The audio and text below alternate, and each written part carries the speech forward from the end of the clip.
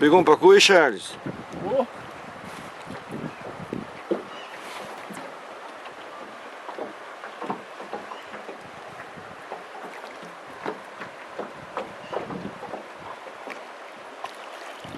Cuidado, vai devagar, não se apressa, só cansa ele. Tô filmando, viu? Tá filmando, meu amigo? Tô. Não carece pressa.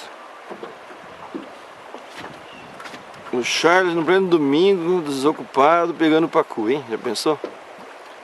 Olha só, Não tem rapaz. nada que fazer na vida, né, Beloni? É isso aí, né, cara? Olha o bichinho. E bonito, hein? Pacuzão, hein? Coisa linda, rapaz. Fisgou bem, hein?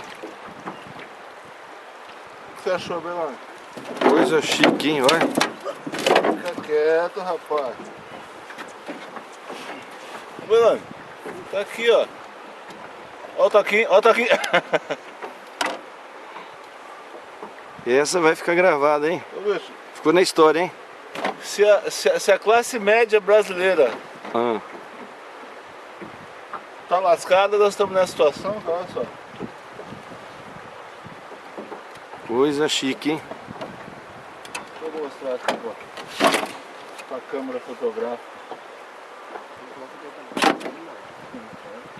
Vai, Charlie, coloca o dedo na boca dele pra ver se ele morde. A pacuzinho deve dar o quê? Uns 3,5 kg?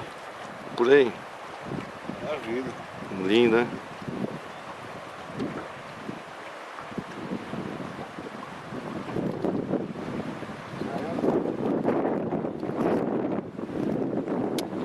Ficou bem, cara.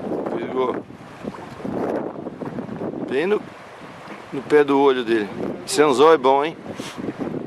Esse anzol quem escolheu foi o Binho. O Binho que escolheu pra mim esse anzol. O Binho é o pescador, hein, cara?